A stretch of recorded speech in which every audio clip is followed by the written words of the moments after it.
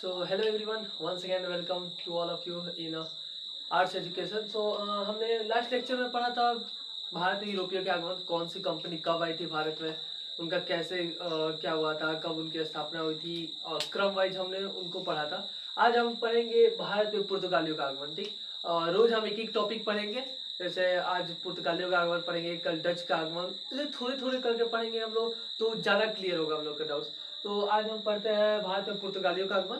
यह एक्चुअली लगभग कितने 1498 में इनकी स्थापना हुई थी। यह 1498 से 1961 तक, मतलब लगभग कितना 15 4 19, लगभग 450 साल तक ये भारत में रहे थे। ठीक, ब्रिटिशर से भी बहुत ज़्यादा। तो पुर्तगाली ईस्ट इंडिया कंपनी एक ऐसी कंपनी थी जो भारत में सबसे पहली बार आई थी और सबसे लास्ट में गई थी। इट मीन्स सबसे पहले आने वाली और सबसे अंत में जाने वाली कंपनी कौन सी थी? पुर्तगाली ईस्ट इंडिया कंपनी, क्योंकि यह 1498 में बनी थी और 1498 में बनी थी, 1503 में भारत में आई थी। ठीक ना, और 1961 में भारत से गई थी, जबकि ब्रिटिश 1947 में, और जो बच्चे कुछ थे वो 1950 में चले गए थे। ठीक ना, जब भारत का संविधान लागू हुआ था और भारत आजाद हुआ था तब। तो यही है।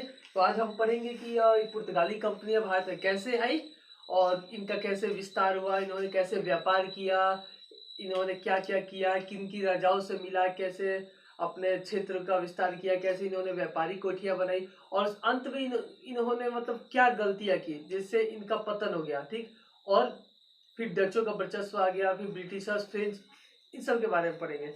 तो पढ़ते हैं कि पुर्तगालियों का आगमन कैसे हुआ भारत में। ठीक, तो हम थोड़ा सा प्रीवियस लेक्चर्स का रिवाइज कर लेते हैं कि पिछले। तो कल हमने यही सब पढ़ा था, जैसे कि राजकुमार हेनरी द नेविगेटर, ये कहाँ का राजकुमार था? पुर्तगाल का राजकुमार था। इसको हम नेविगेटर क्यों कहा था? इसको नेविगेटर इसलिए कहा जाता है क्योंकि ये जो था ना, एक साइंटिफिक टाइप का व्यक्ति था। इसको मतलब खोज करने बहुत मजा आता था, आविष्कार करने में। तो उस समय ब्रिटेन में एक औद्योगिक क्रांति आई थी जिसमें बहुत सारे नए नए चीजों का आविष्कार होना शुरू हुआ। तो इसने क्या किया ना, उस समय जहाजों का निर्माण करवाया, उसके थ्रू इसने यात्रा करवाया बाहर, और भारत की खोज कराने के लिए भेजा। इसने सबसे प्रथम प्रयास किया था बार्थोलोम्यूज डियास का। ठीक, कब किया था? 1487 में। इट मीन 1487 में बार्थोलोम्यूज डियास भारत की खोज करने के लिए निकला था।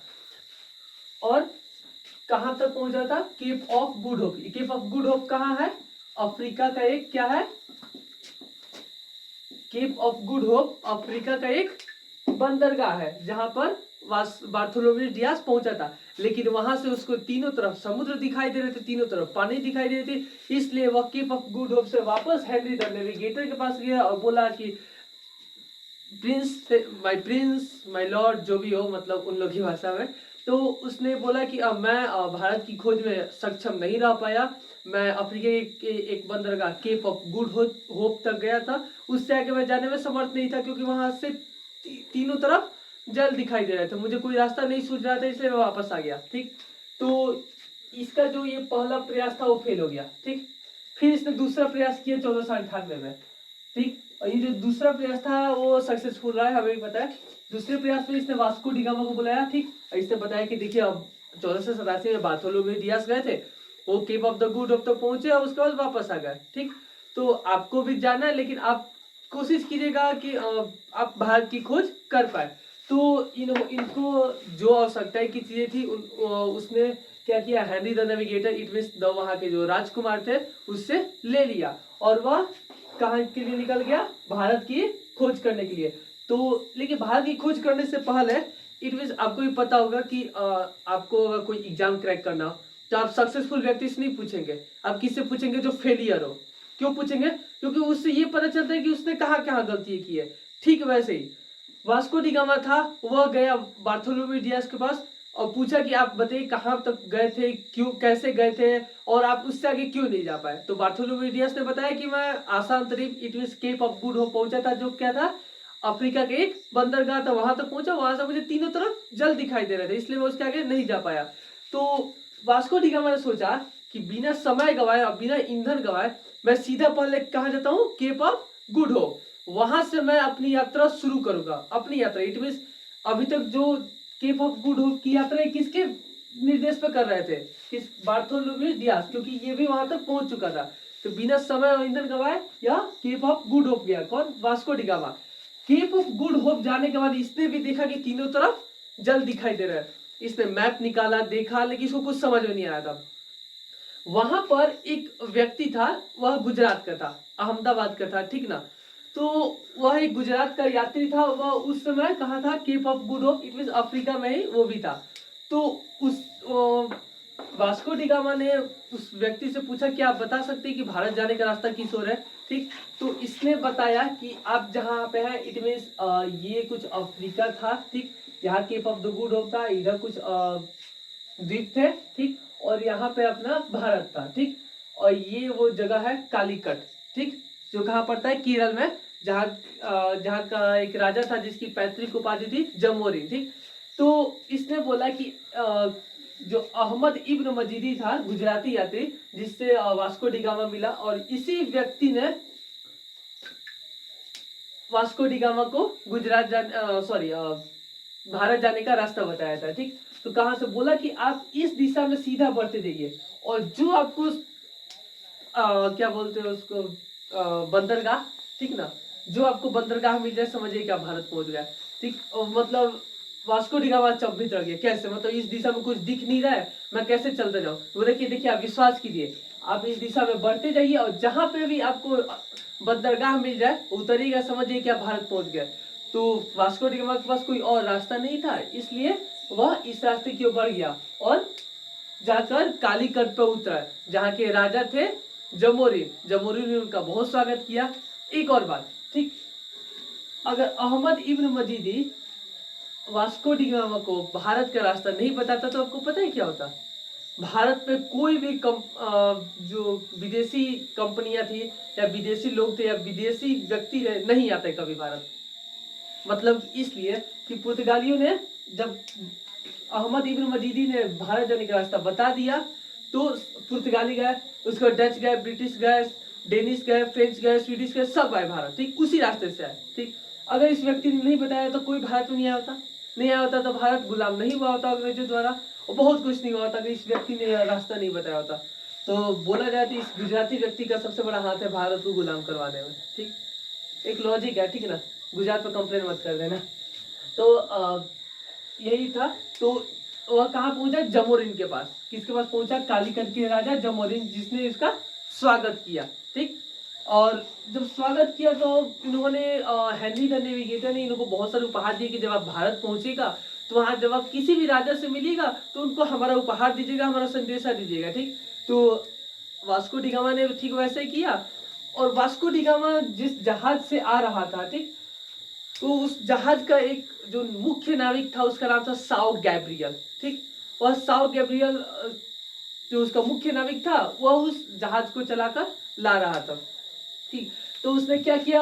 कालीकट के जो जमोरिन थे, ठीक, जमोरिन को अपने जहाज पर ले गया और क्या किया? उसने जहाज की यात्रा करवाई, क्योंकि कालीकट के जो शासक थे जमोरिन, उन्होंने अपने जीवन में कभी भी जहाज नहीं देखा था। वो इतने बड़े जहाज को देखकर बहुत अचंभित रह गए थे, ठीक ना। एक्चुअली मान लीजिए कि आजकल के टाइम में, ठीक ना, आपके सामने कोई सुपरमैन आ जाए, ठीक। एक्चुअली हम लोग ये सब फिल्म में देखते हैं, लेकिन अगर रियलिटी में आ जाए तो कोई विश्वास नहीं करेगा ना। तो उसके साथ टाइम पास करना आप लोगों को भी पसंद होगा, चाहेंगे भी, ठीक। वैसा इसके लिए भी कुछ वही सुपरमैन वाली बात थी, ठीक। कभी इसने पूरे जिंदगी में, इसके पूरे खानदान ने कभी नाव नहीं देखा था उतना बड़ा, तो सॉरी जहाज नहीं देखा। तो क्या किया वास्को डी गामा? उसको प्रभावित करने के लिए अपने जहाज में बैठाया और उसकी सैर कराई, और उसने बोला कि हम आपको ये सारे जहाज देंगे, ठीक, हम आपको इसके जैसे और भी जहाज देंगे, लेकिन आप अपने राज्य में हमें व्यापार करने की अनुमति दे दीजिए। तो इसने बोला ठीक है, जाओ, हम तुमको अपने राज्य में व्यापार करने की अनुमति देते हैं। इस प्रकार वास्को डी गामा को केरल में व्यापार करने का अधिकार मिला। लेकिन मैंने पिछले लेक्चर में भी बताया था कि पुर्तगालियों के आने से पहले भारत पर किनका व्यापारिक अधिकार था? मतलब भारत से कौन व्यापार करते थे? अरब जो थे वो भारत से व्यापार करते थे। तो अरब वालों ने सोचा, अब इट मीन्स आप समझिए कि आप एक बिजनेसमैन है, ठीक, आप कोई प्रोडक्ट बना रहे हैं, ठीक, और उस प्रोडक्ट मतलब पूरे मार्केट में आपके अलावा कोई नहीं बेचता, ठीक। इट मीन मान लीजिए आप इस मार्कर को बनाते हैं, ठीक। अब अगर आपकी मार्कर की कंपनी है और आप मार्कर बनाते हैं और मार्कर बेचते हैं तो आपको बहुत फायदा है, और आपके कंपटीशन में कोई नहीं है, मतलब पूरे मार्केट में मार्कर आपके अलावा कोई नहीं बनाता, तो आपको सिर्फ अकेले फायदा होगा। आप चाहे जितने रुपए में बेचिए सिर्फ आपको फायदा होगा। बट अगर कोई दूसरी कंपनी आ जाए, बोले कि नहीं हम भी मार्कर बनाते हैं, हमारा भी मार्कर अच्छा है आपसे, तो क्या होगा, दोनों के बीच कंपटीशन आ जाएगा। तो मान लीजिए अगर इसके पास पहले 100 लोग खरीदते थे, तो कुछ लोग इसके पास जाएंगे, मान लीजिए इसके पास 30 लोग जाए, तो इसके पास तो 70 ही लोग आएंगे ना, तो इसको थोड़ा तो घाटा होगा पहले से, तो इसको अच्छा नहीं लगा। इट मीन अरब वाले को अच्छा नहीं लगा कि हमारे अलावा भी यूरोप का कोई दूसरा आकर भारत से व्यापार करे, इसलिए अरब वालों ने क्या किया, विद्रोह किया। विद्रोह नहीं, इट मीन विरोध किया कि नहीं आप नहीं दे सकते इनको, ठीक, हम आपसे व्यापार करते हैं, हम आपके पुराने व्यापारी है, आप इन लोगों को कैसे दे दिए। बट इन लोगों को मिल गया, ठीक ना, कैसे ऐसे करते हुए इन लोग का विरोध कुछ ज्यादा नहीं था, बस थोड़े समय के लिए प्रभावित किया था, बट ज्यादा समय तक नहीं रहा, तो वास्को डी गामा को मिल गया। तो वास्को डी गामा पहली बार भारत कब आया था, 20 मई 1498 को। कहीं कहीं 17 मई भी दिया होता है, ठीक ना, किसी किसी बुक में, बट जनरली 20 मई चलता है, ठीक, तो हम 20 मई लेकर चल रहा है।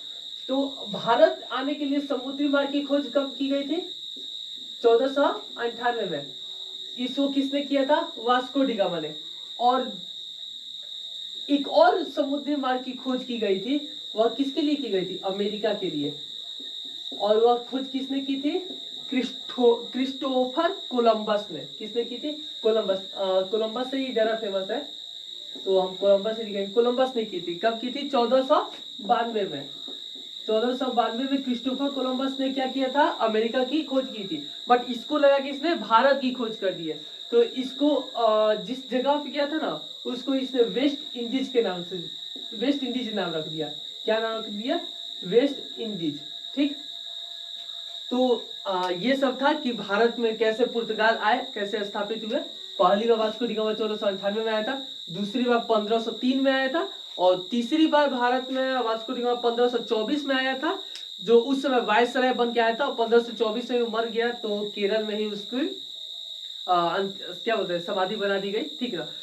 और एक और बात, एक लॉजिक, सिर्फ वास्को डी गामा एक ऐसा पुर्तगाली था जिसकी क्या बोलते हैं, समाधि स्थल बोल सकते हैं, या जिसको ना केरल में दफनाया गया था। बाकी कोई ऐसा पुर्तगाली नहीं था जिसको भारत में दफनाया गया हो, ठीक, सिर्फ वास्को डी गामा ही था। तो यह इसके बारे में एक फैक्ट है, ठीक।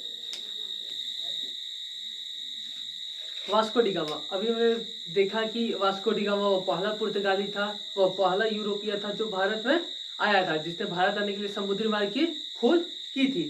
तो वास्को डी गामा के बारे में ये कुछ फैक्ट्स है, ठीक, इनके बारे में हम जान लेते हैं। तो वास्को डी गामा से जितनी जुड़ी जितनी भी बातें हैं हम सबको जान लेंगे। तो पहला हमने यह जान ली कि वो 20 मई 1498 को कालीकट पहुंचा वास्को डी गामा, जहाँ के जिस एक राजा थे जिसकी पैतृक उपाधि थी जमोरी, उससे वह मिला, ठीक, अब व्यापार करने की अनुमति ले लिया, ठीक। फिर वहां पे अरब व्यापारियों ने विरोध किया, क्यों किया इसका भी कारण बता दिया। और वहां से जब वास्को डी गामा ने व्यापार करना शुरू किया, तो आपको पता होगा, आपने कभी मतलब मूवीज में, सीरियल्स वगैरह में आपने देखा होगा कि भारत में मसालों का बात बहुत ज्यादा होता था कि आप हम आपको मसाला देंगे, आप हमें ये चीजें या वो चीजें दीजिए, ठीक। वस्तुओं की विनिमय प्रणाली होती थी भारत में, किस चीज से, मसालों से। इट मीन भारत में मसाला बहुत बड़े पैमाने पर उगाया जाता था, ठीक। तो उसी में से एक मसाला उसने क्या किया, काली मिर्च। वास्को डी गामा ने क्या किया, काली मिर्च खरीदा और उसको यूरोप ले गया। यूरोप में कहाँ ले गया, पुर्तगाल अपने देश से गया, यूरोप के बाजार में जाकर बेचा। कहाँ बेचा, यूरोप के बाजार में। यूरोप के बाजार में जब उसने काली मिर्च को बेचा, तो उसको जितना खरीदा उससे 60 गुना ज्यादा प्रॉफिट हुआ, 60 टाइम्स। समझ रहे हो, मतलब कि अगर आपने 1 रुपए में काली मिर्च खरीदी तो आपको वो आपने वहां पे कितना, 60 रुपए में बेचा। तो जब किसी को इतना प्रॉफिट हो तो वो क्या चाहेगा कि हम अभी जितने बड़े पैमाने पर या जितने भी छोटे पैमाने या किसी भी पैमाने पर हमने जो व्यापार किया, हम उससे कई अधिक बड़े पैमाने पर व्यापार करें ताकि हमको मुनाफा और अधिक प्राप्त हो। तो वह क्या किया, इसीलिए वास्को डी गामा पुनः 1502 ईस्वी में भारत आया, ठीक। और उसके बाद 1503 ईस्वी में कोचीन में पहली फैक्ट्री स्थापित हुई पुर्तगालियों की। ध्यान से देखिए, पहली फैक्ट्री कब स्थापित हुई? 1503 में। जबकि ये कब आया था वास्को डी गामा? 1498 में आया। काली मिर्च ले गया, 60 गुना ज्यादा प्रॉफिट हुआ, तो वहां के राजकुमार को लगा कि नहीं, हमें भारत से व्यापार करना चाहिए, क्योंकि वहां से लाए हुए मसालों से हमें बहुत ज्यादा प्रॉफिट हो रही है। इसलिए 1502 में फिर से दोबारा भारत आया वास्को डी गामा। 1503 में कोचीन में पहली फैक्ट्री स्थापित हुई, और 1524 में तीसरी बार भारत आया था वास्को डी गामा। और यह जब तीसरी बार आया था ना, तो वायसराय बनकर आया था। तीसरी बार वायसराय बनकर आया था वास्को डी गामा भारत। और जब तीसरी बार आया था तो 24 दिसंबर 1524 को कोचीन के केरल, कोचीन जो केरल में है, उसमें क्या होती है, वास्को डी गामा की मृत्यु हो जाती है। मैंने बताया ना कि वास्को डी गामा एक लौता पुर्तगाली था जिसकी समाधि कोचीन केरल में है, ठीक। और किसी की समाधि कोचीन इट मींस और किसी की समाधि भारत में नहीं है, सिर्फ वास्को डी गामा की है, ठीक। तो इसकी मृत्यु कब होती है? 24 दिसंबर 1524 को। अब इसके बाद फिर 1505 में दूसरी फैक्ट्री स्थापित होती है पुर्तगालियों की, और उसमें आते हैं पहले गवर्नर जनरल, जिसका नाम होता है फ्रांसिस्को डी अल्मीडा। उसका फ्रांसिस्को डी अल्बुकर्क और नीनो डी कुन्ना, इसमें ब्लू वाटर पॉलिसी, ये सब हम आगे देखेंगे। तो हमने बात किया था वास्को डी गामा के बारे में कि वो भारत कितनी बार, 3 बार आया था, उसकी मृत्यु कब हुई थी, ये सब वगैरह। अब बात करेंगे जो भारत में जो फैक्ट्रियाँ स्थापित हुई थी पुर्तगालियों की। जो पहली फैक्ट्री कहाँ स्थापित हुई थी? 1503 में कोचीन में, ठीक। और उसके बाद दूसरी फैक्ट्री कहाँ स्थापित हुई थी? कुन्नूर में स्थापित हुई थी। कहाँ स्थापित हुई थी? कुन्नूर में। द्वितीय फैक्ट्री कहाँ स्थापित हुई थी? कुन्नूर में, वो भी केरल में ही है, ठीक। दोनों केरल में है। तो सबसे पहला गवर्नर जनरल जो बनकर आया था पुर्तगाल से, कौन आया था? Vasco de Almeida, sorry Francisco de Almeida, ठीक। फ्रांसिस्को डी अल्मीडा वो कौन था? पहला गवर्नर बन के आया था। किसका?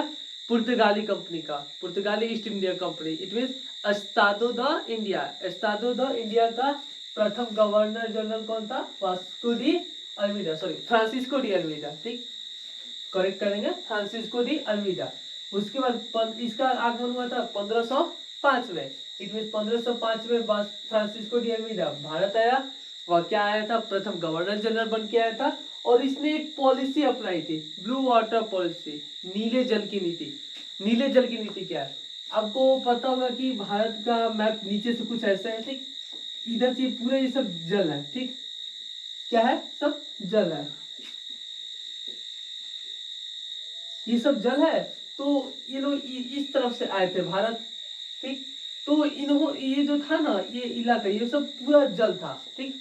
ब्लू वाटर, नीले जल की नीति। आपको भी पता है कि पानी जनरली जो समुद्र का, महासागर का होता है, वो नीले रंग का दिखाई देता है, ठीक। तो इसलिए उस पर जो उसने पॉलिसी, जो नीति अपनाई थी, उसको नीले जल की नीति कहते हैं।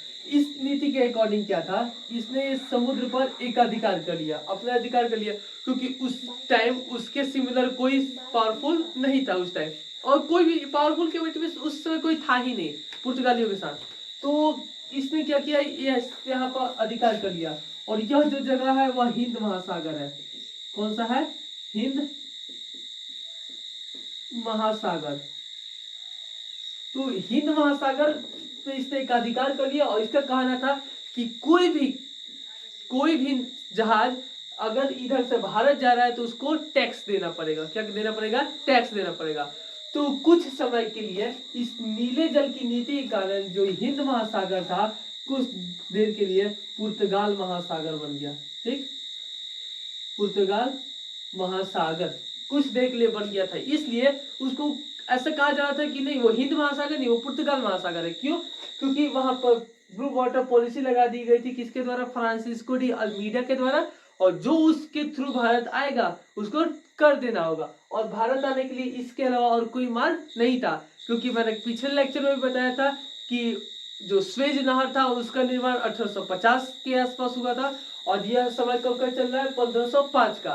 तो इसमें स्वेज नहर का निर्माण नहीं हुआ था। लगभग इससे 350 साल बाद स्वेज नहर का निर्माण होगा। इसलिए सिर्फ एकमात्र यही रास्ता था भारत आने के लिए। तो ये जो ब्लू वाटर पॉलिसी थी ये सबको माननी पड़ी, क्योंकि जिसको भारत आना था वो जब तक टैक्स पे नहीं करता ब्लू वाटर पॉलिसी के थ्रू, तब तक वो भारत नहीं आ सकता था। तो यह इसने ब्लू वाटर पॉलिसी अपनाई। दूसरा गवर्नर जनरल जो था उसका नाम था अल्फांसो डी अल्बुकर्क। यह सबसे इंपॉर्टेंट था। कैसे? क्योंकि इसको पुर्तगाली कंपनी का वास्तविक जनक माना जाता है, पुर्तगालियों का वास्तविक जनक माना जाता है। अब ऐसा क्यों? क्योंकि इसने क्या किया ना, इलाकों को जीतना शुरू किया। क्या किया? इलाकों को जीतना शुरू किया, ठीक। इसलिए इसको पुर्तगालियों का वास्तविक संस्थापक माना जाता है कि यही है जिसके जिसके कारण पुर्तगाली भारत में स्थापित हुए। कैसे? सबसे पहले 1510 में उसने गोवा पर अधिकार किया, जहां का शासक कौन था? यूसुफ शाह। यूसुफ शाह कहाँ? यूसुफ शाह ये मतलब गोवा में एक जगह है बीजापुर, वहां का यह शासक था यूसुफ शाह। इसी के अंदर में गोवा आता था, ठीक ना। बीजापुर का शासक था यूसुफ शाह, उसी के अंदर में क्या आता था? गोवा। तो 1510 में इसने क्या किया? यूसुफ शाह से गोवा को छीन लिया युद्ध करके। 1511 में मलंका और 1515 में होमुज पर इसने कब्जा कर लिया। तो इसने क्या किया? तीन बार में 1510, 1511 और 1515 में इसने कुछ जगहों पर कब्जा किया और क्या किया? इसने इलाकों को जीतना शुरू किया, जिससे पुर्तगालियों को क्या हुई? शक्तियों में विस्तार आया, ठीक। उन्होंने क्षेत्र को जीता, उनके क्षेत्र में विस्तार आया, तो जिससे उनकी शक्तियां बढ़ गई। इसलिए इसको वास्तविक संस्थापक माना जाता है। रीजन आप लोग क्लियर हो गया कि क्यों अल्फांसो डी अल्बुकर्क को वास्तविक संस्थापक माना जाता है? तो रीजन यही है कि इसने क्षेत्र को जीतना शुरू किया और अपने क्षेत्र का विस्तार किया, कंपनी का विस्तार किया। इस कारण से इसको पुर्तगालियों का वास्तविक जनक माना जाता है, वास्तविक संस्थापक माना जाता है, सॉरी, ठीक। इसने क्या किया? कोचीन को अपना केंद्र बनाया। आपको भी पता है कि पहली फैक्ट्री कोचीन में स्थापित हुई थी और दूसरी फैक्ट्री कहाँ स्थापित हुई थी? कुन्नूर में। कहाँ हुई थी? पहली हुई थी कोचीन में, नोट कर लेंगे आप लोग। पहली हुई थी कोचीन में और दूसरी हुई थी कुन्नूर में, ठीक। यह पहली थी, यह दूसरी फैक्ट्री थी। ये दो फैक्ट्रियां स्थापित हुई थी, एक कोचीन में हुई थी, दूसरी कुन्नूर में। तो जो अल्फांसो डी अल्बुकर्क था उसने कोचीन को क्या बनाया था? अपना केंद्र बनाया था, इट मींस राजधानी बनाया था, ठीक। इसका चौथा इसने नीति अपनाई थी। क्या? इसने क्या किया? भारतीय महिलाओं से विवाह, ठीक। भारतीय महिलाओं से विवाह क्यों? क्योंकि देखो ये जो आए थे ना, इनका मकसद क्या था? व्यापार करना, ठीक। व्यापार करना और अपने धर्म का प्रचार प्रसार करना। इस कारण से ये भारत आया था। इनका दो मुख्य कारण था, सबसे मुख्य कारण व्यापार करना और धर्म का प्रचार करना सबसे मुख्य कारण में आता है, ठीक। तो व्यापार करने के लिए इन्होंने क्या किया था? पहले जर्मनी से इजाजत लिया था, फिर 60 गुना ज्यादा प्रॉफिट हुआ। फिर ये लोग आए, इन्होंने कंपनियां फैक्ट्रियां स्थापित की, ठीक। नॉट कंपनी, फैक्ट्री, ठीक। Company means the group of peoples, कल पिछले लेक्चर में मैंने बताया था। तो इन्होंने ऐसा करना शुरू कर दिया। इसलिए इसने भारतीय महिला के साथ विवाह किया। भारतीय महिला के साथ विवाह करेंगे तो इनकी संख्या बढ़ेगी, संख्या बढ़ेगी तो इनकी जो धार्मिक नीति थी, इनका जो धर्म था, इट मींस ईसाई धर्म, क्रिश्चियंस, उसको बढ़ावा मिलेगा, उसका विस्तार होगा। इसलिए उन्होंने भारतीय महिलाओं के साथ विवाह करना शुरू कर दिया। और इन्होंने देखा कि भारत में उस समय कुप्रथा चल रही थी, इसको हम लोग कुप्रथा बोलते थे, सती प्रथा। इट मींस क्या? जिसके हस्बैंड मर जाते थे उसको जिंदा चीते पे जला दिया जाता था। तो उसका क्या किया ना, अल्फांसो डी अल्बुकर्क था ना, अपने इलाके में उस पर रोक लगा दिया। पूरे भारत में तो रोक लगा नहीं सकता था क्योंकि पूरे भारत पे कब्जा किया नहीं था, लेकिन इसमें अल्फांसो डी अल्बुकर्क ने जिन जिन क्षेत्रों पर कब्जा किया था उन उन क्षेत्रों में सिर्फ सीधा बोल दिया उसने कि कोई भी सती प्रथा नहीं करेगा, ठीक। सीधा इसने मना कर दिया। इसने सती प्रथा को रोकने का प्रयास किया था, ठीक। तो यह दूसरा गवर्नर जनरल था, ठीक। दूसरा गवर्नर था कौन? Alfonso de Albuquerque. पहला कौन था? Francisco de Almeida. इसने क्या किया था? यह पहला गवर्नर था, 1505 में आया था और नीले जल की नीति लाई थी। दूसरा गवर्नर कौन था? Alfonso de Albuquerque. कब आया था? 1510 में। ये आया था 1510 या 1509 में आया था, आई थिंक, ठीक ना। 1510 या 9 में आया था। और इसको पुर्तगाली का वास्तविक संस्थापक माना था पुर्तगालियों का। इसने लगभग 3 क्षेत्रों पर कब्जा भी किया था और इसने क्षेत्र का विस्तार करना शुरू किया। कोचीन को केंद्र बनाया, भारतीय महिलाओं से विवाह करने की नीति अपनाई और सती प्रथा को रोकने का प्रयास किया। तो यह इसके बारे में है। और एक इम्पोर्टेंस, ठीक, मतलब ये दो बहुत इंपॉर्टेंट है और ये तीसरा भी इंपॉर्टेंट है, ठीक। नीनो डी कुन्ना, यह भी गवर्नर था, यह तीसरा गवर्नर था, ठीक। तीसरा गवर्नर बन के आया था एस्तादो द इंडिया का, ठीक ना। तो यह गोवा को राजधानी बनाई। इसने सबसे पहला काम क्या किया? जब यह गवर्नर बना तो इसने गोवा को अपनी राजधानी बना दी। और आपको पता होगा कि 1961 में जब सरदार वल्लभ भाई पटेल ने गोवा को पुर्तगालियों से छुड़ाया था, तो यही गोवा पुर्तगालियों की राजधानी थी, ठीक ना। जिस कब छुड़ाया था? 1961 में। आई थिंक 24 दिसंबर को मनाते हैं हम लोग गोवा मुक्ति दिवस। आगे बताएंगे लेक्चर में कब, ठीक ना। इसलिए उस समय इन्होंने क्या किया, गोवा को मुक्त किया था, ठीक ना। तो इसने गोवा को राजधानी बनाया।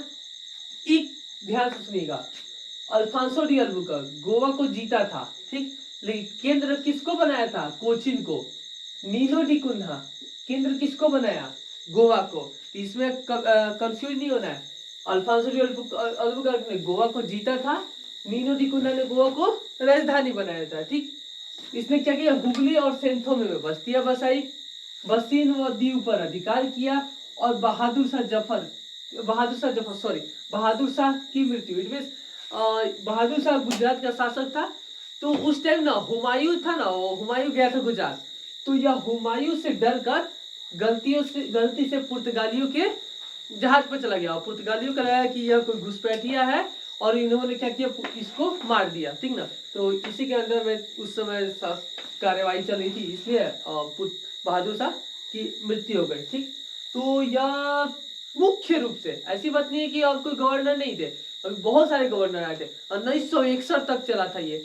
लेकिन मुख्य रूप से यही थे, ठीक ना, जिन्होंने पुर्तगाल को पूर्ण रूप से भारत में स्थापित कर दिया था। और हम आगे पढ़ेंगे कि पुर्तगालियों ने क्या क्या भारत को दिया, मतलब पुर्तगालियों का योगदान क्या था, ठीक। और पुर्तगालियों का मतलब पतन कैसे हो गया, कैसे क्या क्या उन्होंने ऐसा काम किया जिसके कारण पुर्तगालियों का पतन हो गया। पुर्तगालियों का योगदान, इट मीन्स पुर्तगालियों ने क्या क्या भारत को दिया, इट मीन्स पुर्तगालियों से हमें क्या क्या प्रॉफिट हुआ, वो आए तो क्या लेकर आए, कैसे आए, तो ये हमें पढ़ना है। तो इन्होंने क्या किया, बहुत इंपॉर्टेंट थी प्रिंटिंग प्रेस, जहाँ पे हम लोग शादी कार्ड छपवाना, इन्विटेशन कार्ड वगैरह कार्ड छपवाने जाते हैं ना, वही प्रिंटिंग प्रेस की स्थापना हुई थी। कब हुई थी? 1556 में। यह किसने किया था? पुर्तगालियों ने। तो प्रिंटिंग प्रेस किसके द्वारा हमें मिला था? पुर्तगालियों के द्वारा। तो ये एक बहुत ही बड़ा योगदान था पुर्तगालियों का, प्रिंटिंग प्रेस, ठीक। जब सबसे पहले गोवा में स्थापित हुआ था 1556 में। गोवा में ही क्यों स्थापित हुआ था? क्योंकि गोवा क्या थी? पुर्तगालियों की राजधानी थी। और आपको यह बात पता होगा, आज के टाइम में भी आप कहीं देखोगे, आप किसी भी स्टेट से बिलोंग करते हो या फिर इंडिया में देखे होंगे कि कोई भी चीज जो स्टार्ट होता है, ठीक ना, कोई भी पॉलिसी आती है तो सबसे पहले वो कैपिटल में आती है, ठीक ना, राजधानी में। सबसे पहले राजधानी में आती है, फिर उससे वो विकास विकसित होते हुए बढ़ते बढ़ते बढ़ते पूरे राज्य में या पूरे देश में जाता है। वैसे ही यह सबसे पहले पुर्तगालियों की राजधानी, पुर्तगालियों अपनी राजधानी कहाँ बनाई थी? गोवा को, इसलिए सबसे पहले गोवा में आया, ठीक ना। उसके बाद फसल, तो फसल जैसे तंबाकू, लाल मिर्च, ध्यान रखना लाल मिर्च यहाँ पर लिखा है, ठीक ना। बट वास्को डी गामा आया था, वह काली मिर्च भारत से लेके आया था, और लाल मिर्च पुर्तगाल से भारत में आया था, ठीक ना। काली मिर्च और लाल मिर्च दोनों अलग है, ठीक ना। काली मिर्च भारत में उपजाया जाता था, और लाल मिर्च पुर्तगाल से भारत आया था। तंबाकू भी आया था, पपीता, आलू, मक्का, टमाटर, कहवा, इट मीन्स कॉफी, ठीक ना, अमरूद, अनानास और अल्फांसो आम, ये सब मुख्य रूप से फसलें थी जो पुर्तगाल से भारत में आई थी। उसके बाद जहाज निर्माण कला, आपको भी पता है कि हेनरी द नेविगेटर जो था, वहां का प्रिंस हेनरी, उसको कुछ चीज बनाने में और खोज करने में उसको बहुत ही आनंद आता था। तो जो जहाज निर्माण कला था वहीं से आया था, ठीक ना, पुर्तगाल से ही आया था भारत में, ठीक। उसमें ईसाई धर्म, मैंने बोला था पुर्तगालियों की धार्मिक नीति क्या थी? उसके धर्म को प्रचार करना, इसमें क्रिश्चियन धर्म को, ठीक ना, क्रिश्चियंस, ईसाई धर्म को प्रचार करना, ठीक। तो ईसाई धर्म में उसके प्रथम पादरी कौन थे? Francisco Xavier. प्रथम चर्च 1510 में सेंट थॉमस में बना था, जो कहाँ है? केरल में। और यही प्रथम चर्च था जिसमें गोथिक स्थापत्य कला का प्रयोग हुआ था। गोथिक स्थापत्य कला पता है आपने? मंदिरों के ऊपर दो तरह की आकृति देखी होगी, एक ऐसी होती है, ठीक, और एक ऐसी कुछ टाइप की होती है, ठीक ना, गोलाकार, मतलब समझ लीजिएगा, ठीक। तो इसको गोथिक स्थापत्य कला बोलते हैं, ठीक, और इसको गुंबद स्थापत्य कला बोलते हैं, ठीक।